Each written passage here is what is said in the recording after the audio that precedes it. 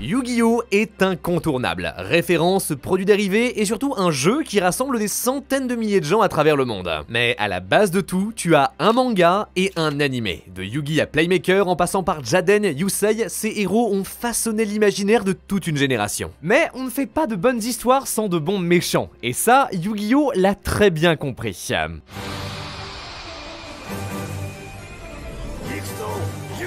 Dès l'épisode 2, après un Seto Kaiba flamboyant, arrogant et sans aucun chill, on nous présente le grand Maximilian Pegasus. Créateur des duels de monstres, joueur froid et calculateur capable de voir tout ce que tu caches dans ta main, plus de doute, c'est du sérieux. On n'est pas là pour déchirer les cartes, c'est soit tu fais ce que je te dis, soit je vole l'âme de tous les gens que tu aimes. En un épisode, Pegasus transforme la série. On passe du monde d'un groupe d'ados qui jouent dans leur salle de classe à l'un des mecs les plus influents de la Terre avec des pouvoirs mystiques. Mais Pegasus n'est pas qu'un simple méchant, tout le premier arc de la série sert à explorer ses motivations, comprendre comment il en est arrivé là. À peine avions-nous prononcé nos vœux que tu fus frappé par une terrible et ravageuse maladie. J'ai eu l'impression que le ciel s'effondrait sur moi. Si Pegasus nous marque, c'est avant tout parce que c'est un personnage tragique. Il a perdu l'amour de sa vie et a passé des années à tenter de la ramener, quel qu'en soit le prix. En tentant de faire le bien, il ne fait que sombrer plus profondément dans les ténèbres. Alors oui, ça ne justifie pas d'enfermer des gens dans les cartes, surtout quand tu triches, mais ça montre que les méchants de Yu-Gi-Oh! Sont plus complexes qu'on ne pourrait le croire. Ni tout noir, ni tout blanc, tous ont des motivations, des problèmes, des regrets qui les rendent très intéressants.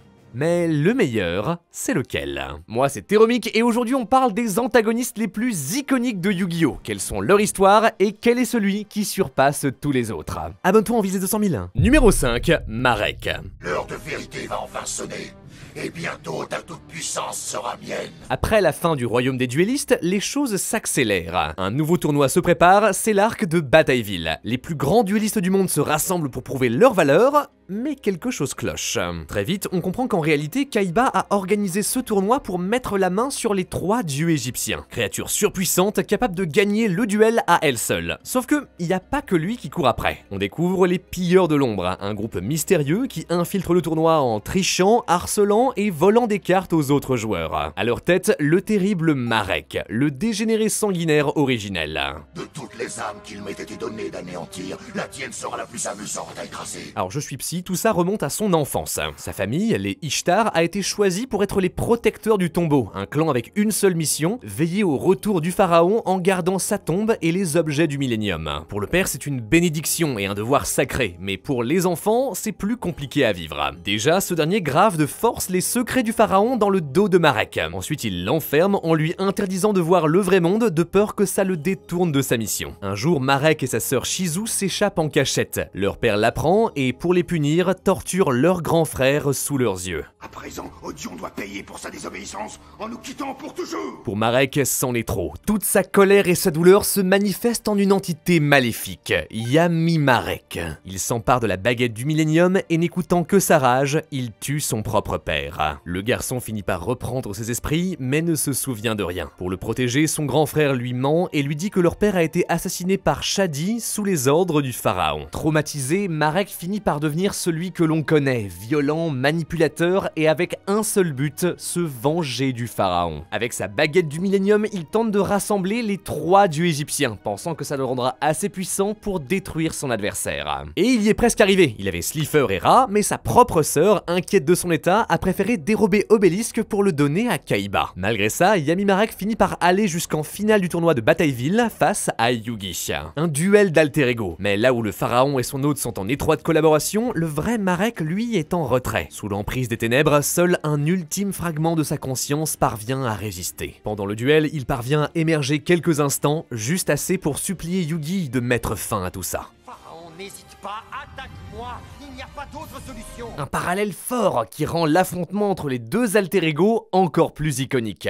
Malgré tout, le combat est rude. Yami Marek a toujours le dragon et les 2 rats, une créature invincible à la puissance infinie qu'il invoque en sacrifiant tous les monstres de son adversaire. Terriblement fort, mais Yugi tient bon. Avec l'aide du vrai Marek, il lance une attaque dévastatrice qui laisse l'antagoniste à un seul point de vie. Sa part ténébreuse se retrouve ainsi presque entièrement purgée. Accomplissant la prophétie tatouée sur son dos, Marek déclare forfait. Son alter ego est alors banni dans le royaume des ombres. Libéré de son fardeau, il donne à Yugi son dragon et les 2 rats ainsi que ses objets du millénium avant de rejoindre sa famille. Tout semble aller pour le mieux, mais une autre menace reste dans l'ombre.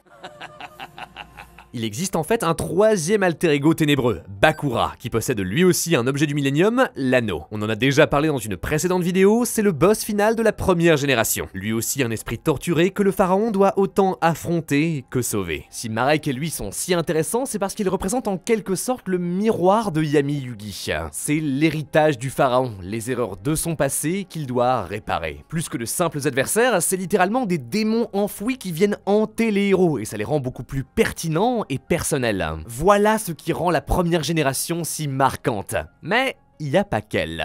Numéro 4, Don Meal.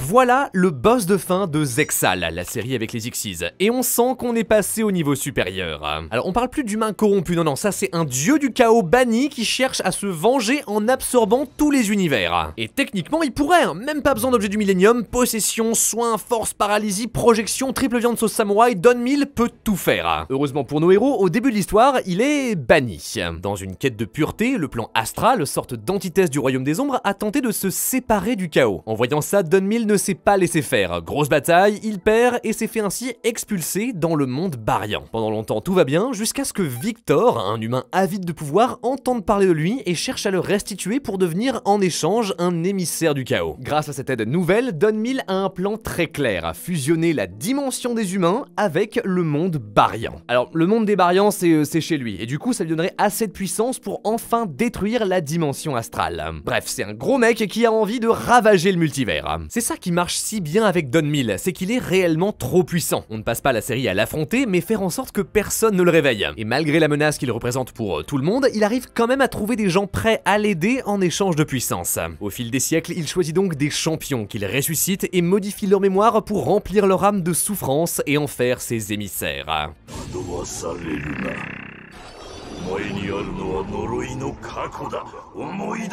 Et il en corrompt plein comme ça, toujours bien sûr pour les trahir au dernier moment. Et c'est un peu ça qui cause sa perte. Une fois que ses adeptes ont compris ses vraies intentions, alors ils se retournent inévitablement contre lui pour aider les héros. Mais quand même, petit à petit, son plan marche. Épisode après épisode, sa puissance se décuple, et à la fin de la série, Don Meal est là. Dans toute sa grandeur, plus rien ne peut l'empêcher de détruire l'univers de Yuma et Astral.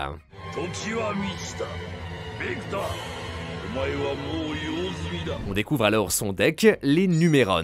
Des Xyz de rang 1, tous plus puissants les uns que les autres. Surtout, tu peux les invoquer gratuitement grâce à leur magie de terrain Réseau Numéron, qui en plus permet aussi d'activer leurs effets sans avoir à détacher de matériel. Et mon dieu, quels effets! Numéro C1, porte du chaos Numéron Sonia, bannit tout le terrain adverse et inflige des dégâts égaux à l'attaque de tous les monstres qu'il a virés. L'OTK parfait. Nos héros arrivent à peine à s'en défaire, mais c'est pas fini. Quand enfin il s'en débarrasse, il amène une menace encore plus grosse, numéro C1000, Numéronius.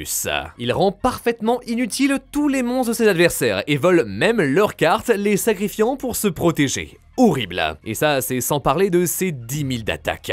Et c'est pas fini. Encore une fois, Yuma parvient à se débarrasser de justesse de son C1000, sauf que ça permet à Don de sortir sa vraie carte maîtresse. Numéro IC1000, Numéronius Numéronia. De 10 000, on passe à 100 000 d'attaque. Du jamais vu dans Yu-Gi-Oh! Surtout que son effet dit, si Yuma ne l'attaque pas, alors il perd le duel. Et du coup, s'il l'attaque, il perd tous ses points de vie parce que 100 000 c'est beaucoup. En gros, soit je gagne, soit tu perds. La seule option du héros, c'est de passer par-dessus. Avec ses dernières cartes, il booste Utopie, son monstre fétiche à 25 000 et arrive à quadrupler son attaque. 100 000 contre 100 000.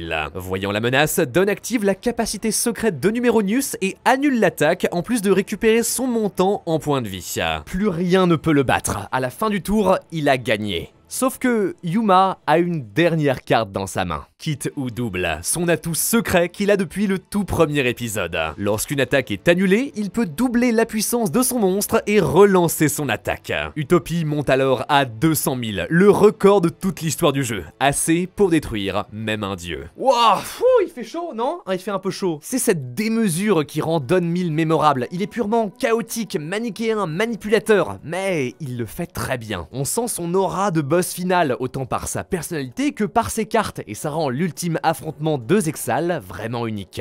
Bon, jusque-là, on a vu beaucoup de méchants qui veulent détruire le monde, mais qu'est-ce qui se passe quand l'un d'entre eux veut le sauver? Numéro 3, Zone.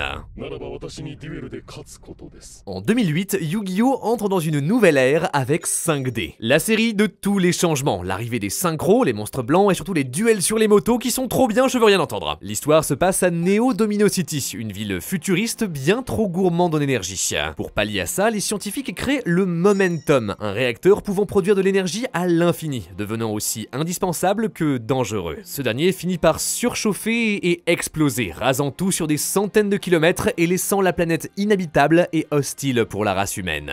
Dans cette ambiance post-apocalyptique, notre héros, Yusei, devient la figure de la résilience humaine et mène les survivants dans une lutte noble pour la survie de l'humanité. Alors là, si t'as vu l'animé, tu te dis, bah enfin, Théro, c'est pas du tout ça l'histoire, qu'est-ce que tu racontes? Et t'as raison. 80% de 5D est assez normal. Yusei se fait des amis, il enchaîne les tournois, déjoue des plans de méchants, mais à la fin de la série, il est soudain confronté à lui-même. Le dernier méchant de la série s'appelle Zone, et c'est Yusei du futur. Alors, pas complètement, c'est compliqué, on en parle juste après. Il a vu comment le momentum qui maintient Neo Domino va causer la fin de la race humaine. Il est donc revenu dans le passé pour empêcher que ça arrive en rasant la ville. Un sacrifice dur, mais nécessaire si ça veut dire sauver le monde. Zone est un personnage au passé complexe. Déjà, en fait, c'est pas vraiment Yusei, c'est un scientifique qui a copié son apparence et sa personnalité pour devenir une sorte de leader de l'humanité.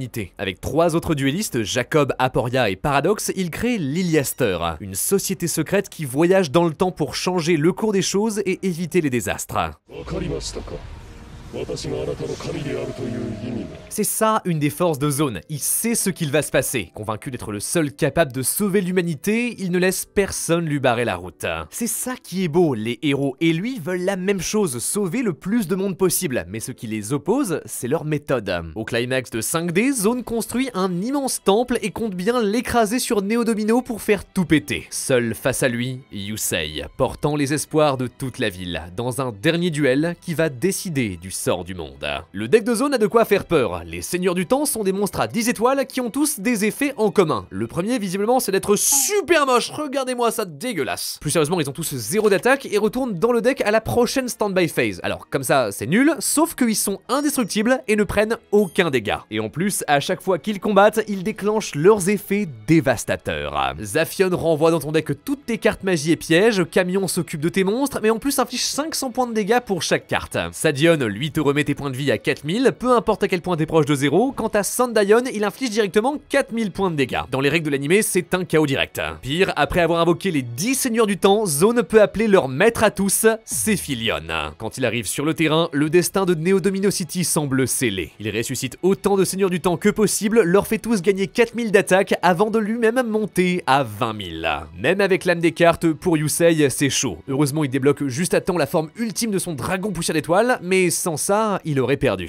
Vaincu, Zone accepte la vision de Yusei et se sacrifie pour empêcher la destruction de la ville, laissant les héros libres de leur destin. Pourtant, sa mort n'est pas vaine. Grâce à son avertissement, les héros comprennent le danger du momentum. Ils en renforcent la sécurité et apprennent à ne pas dépendre totalement de leur technologie. La machine n'explose ainsi jamais. D'une manière ou d'une autre, Zone a réussi à sauver le futur. Un méchant qui finit par avoir ce qu'il veut. C'est rare, mais dans Yu-Gi-Oh, c'est pas le seul. Numéro 2, Yubel. Alors pour l'instant, ce qu'on a vu, c'est soit des êtres humains au passé tragique, soit des dieux gigantesques cosmiques. Mais si, pour une fois, c'était les deux. Yubel est un des antagonistes les plus iconiques de tout Yu-Gi-Oh! Au centre de la 3e saison de GX, c'est la seule méchante qui arrive à être à la fois un personnage et une carte. On a même fait une vidéo entière sur son histoire dans le jeu, mais là on va parler de sa backstory.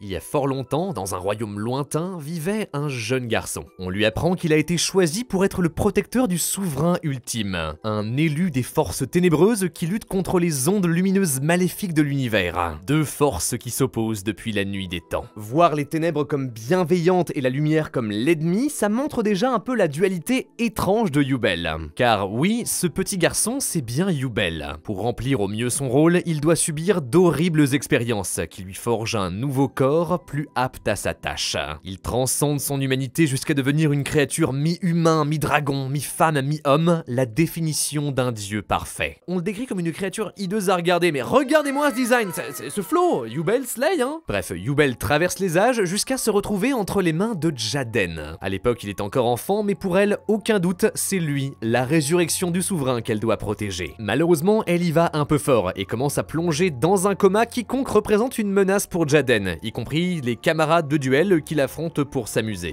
Pour le héros sans les trop, il décide de se débarrasser de sa carte en l'envoyant dans un satellite. Genre allez hop, bisous, amuse-toi bien dans le vide spatial, allez c'est parti. Yubel passe ainsi de nombreuses années seule, abandonnée par celui qu'elle avait pourtant promis d'aimer et de protéger. Continuellement bombardée par les ondes lumineuses, son esprit ne tient pas le coup et elle sombre dans la folie. Pourquoi Jaden lui a fait subir ça? Mais un jour, tout clique, elle a trouvé la réponse.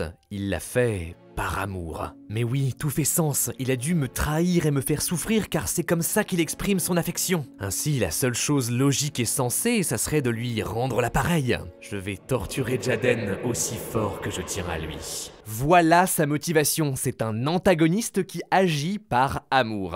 Par chance, des années plus tard, le satellite se crache sur Terre. Yubel est libre, mais seul son bras a survécu. Alors pas de problème, elle se fait d'abord ramasser par Cobra, prof à l'académie de Jaden, qui lui promet de l'aider à se régénérer si en échange, elle ressuscite son fils. Pour ça, il se met donc à voler l'énergie vitale des élèves jusqu'à les transformer en zombies. Sa puissance se rassemble et enfin, Yubel est de retour. Alors son plan est simple, c'est juste détruire tous ceux qui existent pour juste avoir Jaden et elle, seuls et heureux pour l'éternité. Pour le torturer et donc lui montrer son amour, elle commence par posséder tous ceux qui sont proches de lui, notamment Jesse Anderson, son meilleur ami, et les force à s'affronter. Pour Jaden, c'en est trop, sa rage et sa détresse montent jusqu'à exploser. Il réveille le pouvoir du souverain ultime, le vrai duel va pouvoir commencer. Alors déjà, sans pression, juste comme ça, Yubel s'invoque elle-même sur le terrain, au calme. Surtout, à chaque fois que Jaden tente de la détruire, elle revient encore plus forte. D'abord avec sa forme terreur incarnée qui rase le terrain à chaque tour. Avec juste son Rainbow Neos, Jaden a du mal à tenir. Il parvient de justesse à se débarrasser une nouvelle fois de Yubel, mais ce n'est pas fini. Elle se transforme en cauchemar ultime, sa forme parfaite, la plus torturée et la plus puissante. Elle s'apprête ensuite à activer sa carte maîtresse Super Polymérisation pour fusionner les univers avant de détruire le monde. D'accord, donc les règles on s'en fout, très bien. Heureusement, Jaden la suit dans son délire. Il active une carte piège qui permet de décider ce qui doit être fusionné. Et il choisit Yubel et lui-même. Notre héros a compris ses erreurs. Il n'aurait jamais dû la laisser seule. Pour mettre un terme à cette folie, il sera dorénavant toujours avec elle. En plus d'être raccord avec le thème central de GX, c'est une métaphore profonde. Yubel ne veut qu'une seule chose, être aimé, et Jaden a réussi à comprendre au-delà de ses actes, ses véritables intentions pour lui ouvrir son cœur. D'ennemis mortels, les deux deviennent ainsi le miroir de Yugi et du pharaon, le duelliste et son guide spirituel. Cette dualité, elle traverse Yu-Gi-Oh! Et c'est très intéressant de voir GX la construire comme celle d'un méchant qui devient le plus grand allié du héros. Malheureusement, l'inverse existe aussi. Numéro 1, Ai.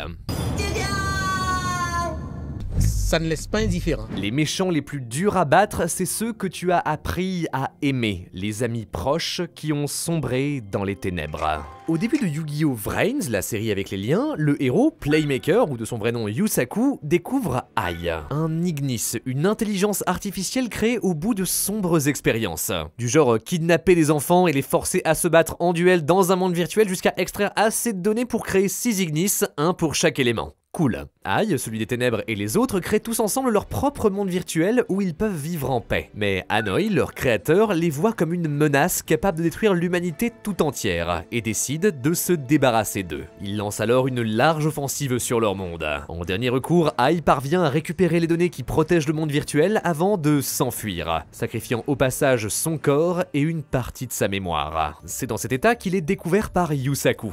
D'apparence un lycéen lambda, il est en réalité un révolutionnaire qui se bat contre Hanoi et son ordre de chevaliers. Il voit en cette intelligence artificielle une manière de retourner la vapeur et le kidnappe. Ainsi commence leur aventure, héros et sidekick contre une horde de duellistes. Pourtant, Yusaku ne cesse de le répéter, ils ne sont pas amis, simplement alliés de circonstances. Genre par exemple, il n'hésite pas une seule seconde à se servir de Ai comme otage. C'est pas très sympa. Une fois leur mission terminée, il lui rendra sa liberté et le laissera partir. Mais forcément, plus le temps passe et plus les deux se rapprochent, jusqu'à collaborer comme de vrais partenaires. Tout culmine à la fin de la saison 2 lorsque les héros affrontent Lightning, un autre Ignis. Ancien compagnon de Ai, après l'attaque de Hanoi, il a juré de détruire l'humanité pour protéger les intelligences artificielles. Le combat est aussi rude que déchirant, et Ai décide de s'opposer à Lightning, trahissant ses semblables pour sauver les humains. Yusaku l'emporte, mais au prix de la vie de tous les Ignis, même Ai qui au dernier moment se sacrifie pour le protéger. Enfin ça c'est ce qu'on croit, sauf que Ai a survécu. Maintenant avec un nouveau look, mais le cœur brisé. Il a tout sacrifié, mais pourquoi? Il a tout perdu. Il est maintenant le dernier de son espèce. En quête de réponse, il découvre un message caché de Lightning. Selon ses recherches, si ne serait-ce qu'un seul des 6 Ignis originaux venait à survivre, l'humanité serait détruite. Il simule des milliers de scénarios, tous finissent pareil, aucune cohabitation n'est possible. Ai n'a pas le choix, il doit passer à l'action. En secret, il s'infiltre dans une usine pour créer une armée de robots et commence à s'attaquer au monde réel. Lorsque Yusaku, alarmé, le retrouve, son ancien ami lui explique son plan. Il compte s'autodétruire pour donner vie à une population entière de clones. Un nouveau peuple d'IA, libre de prendre ses décisions comme les humains. Voilà ce qui rend Ai si intéressant. Au-delà du contraste entre son optimisme d'avant et de son nihilisme d'aujourd'hui, il reste néanmoins profondément altruiste. Pour assurer la survie de son espèce, il est prêt à se sacrifier, comme il l'avait fait pour sauver Yusaku. C'est donc pas un méchant, mais un vrai antagoniste. Son ancien partenaire et lui s'aiment encore fortement. Cependant, cette fois, leurs convictions les placent l'un en face de l'autre. Et la seule manière de régler ça, c'est un duel. Ai nous révèle son deck, les At-Ignister, spectre de tous ses anciens camarades qu'il combine pour invoquer l'arrivée Cyber Signister. Lien 6 insensible à tous les effets qui monte à 13 000 d'attaque. Son chef-d'œuvre, le plaisir ultime d'affronter son ancien compagnon incarné dans un seul monstre. Heureusement, Yusaku répond avec son propre symbole, Access Coder bavard, la combinaison des espoirs de toute l'humanité qui lui assène le coup de grâce. À la fin du duel, aucune victoire à célébrer, juste un adieu déchirant entre deux amis. Le plan de Ai s'est écroulé, ses dernières forces lui échappent. Une nouvelle fois, il perd la vie pour protéger son compagnon. Alors qu'il disparaît, Yusaku l'appelle une dernière fois par son nom. Ai, en japonais, l'amour.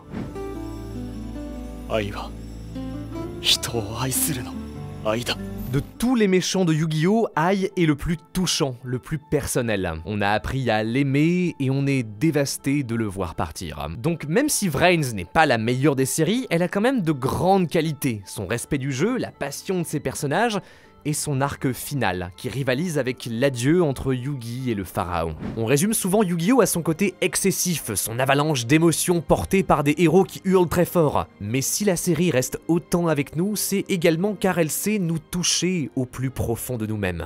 Les méchants de Yu-Gi-Oh! Sont également ceux qui nous font rêver. Sur ce, merci beaucoup de m'avoir regardé, c'était Théromique, n'hésitez pas à vous abonner et à aller me suivre sur Instagram. Je vous ai dit, on est en train de travailler sur une formation pour vous aider à vous améliorer à Yu-Gi-Oh! Donc plus d'informations très bientôt, abonnez-vous, ça arrive. Sur ce, merci de m'avoir regardé, croyez en l'âme des cartes, à la prochaine.